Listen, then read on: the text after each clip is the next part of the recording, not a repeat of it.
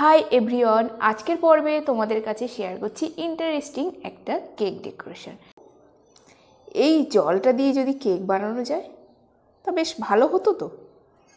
চলো আজকে তোমাদের কাছে শেয়ার করি 1 গ্লাস জল দিয়ে কেক, চকলেট।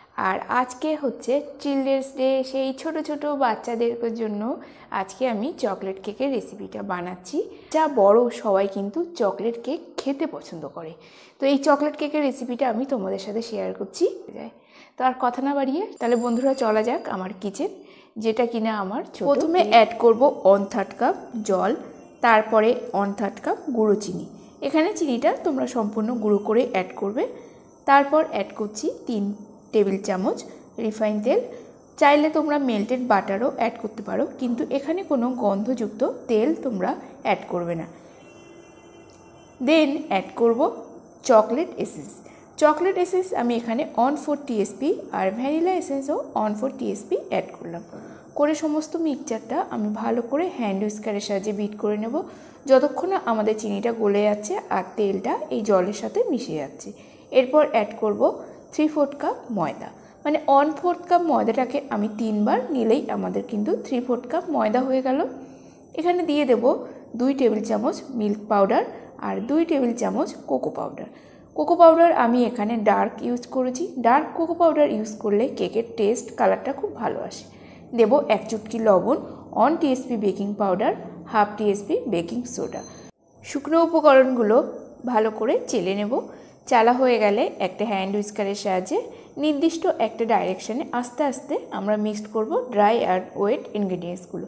কেক ব্যাটারের কনসিস্টেন্সি একটু গাঢ় মনে হলে এখানে 2 থেকে 3 টেবিল চামচ মতো তোমরা জল অ্যাড করতে পারো।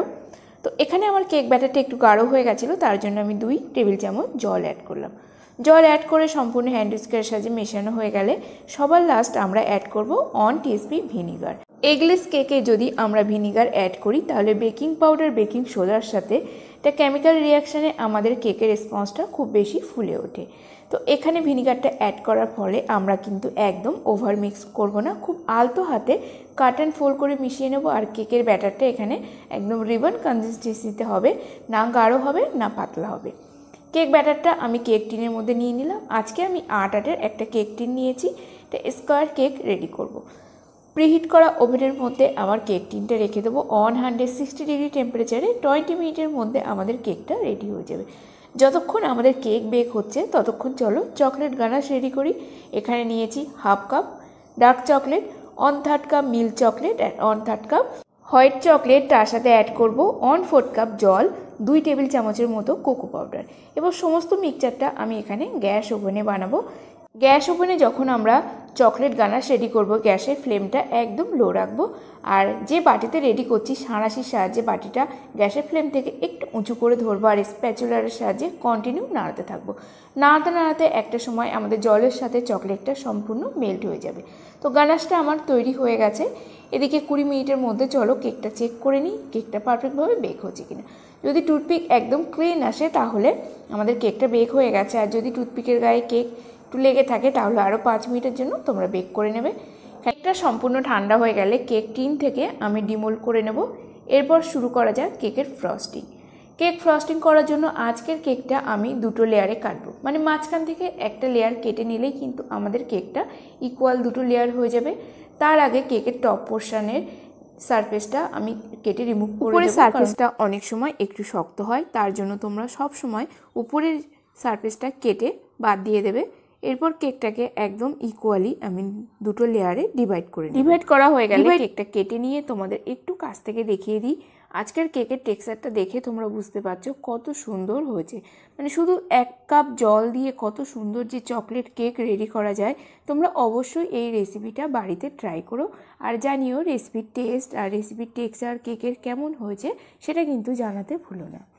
এরপর কেকটা আমি ভালো করে জল দিয়ে সোক করে নিলাম। জলের বদলে তোমরা নর্মাল চিনি আর জল মিশিয়ে সুগার সিরাপ মিশিয়েও সেটা দিয়ে সোক করতে পারো। সোকিং হয়ে গেলে এর মধ্যে দিয়ে দেবো চকলেট গানাশ। চকলেট গানাশটা এখানে কিন্তু আমি বানিয়ে রুম টেম্পারেচারে আসার পরেই ব্যবহার করছি, কোনোভাবে ফ্রিজে রাখার দরকার নেই। আর আজকের যে কেকটা রেডি করছি সম্পূর্ণ ক্রিম ছাড়া, এখানে কোনোভাবে কিন্তু আমি ক্রিমের ইউজ করছি না। আজকে চকলেট কেক রেডি করার জন্য আমি যে পরিমাপটা তোমাদেরকে দেখালাম এই মাপের সাহায্যে কিন্তু তোমরা 1 পাউন্ডের একটা চকলেট কেক রেডি করে ফেলতে পারবে। এরপর কেকের আমি রাখলাম লাস্ট লেয়ার, রেখে ভালো করে জল দিয়ে সোক করে নিলাম।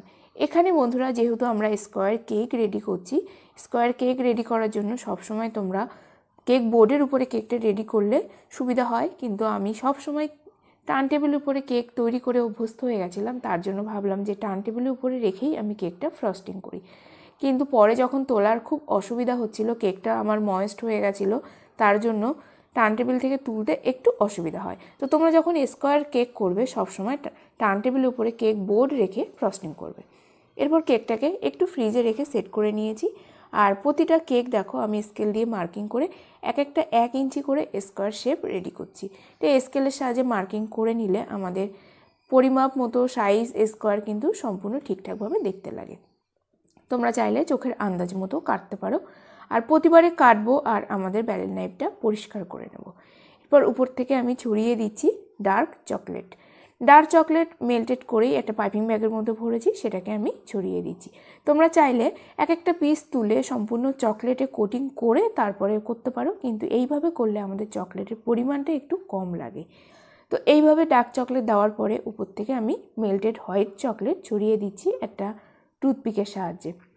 এরপর চকলেটগুলো সেট হয়ে গেলে আমি নিয়েছি এরকম ধরনের ক্যান্ডি র্যাপিং পেপার। এই পেপারগুলো একসাথে অনেকটা সেটের এই পেপারগুলো পাওয়া যায়, আর এগুলোর দাম খুবই কম।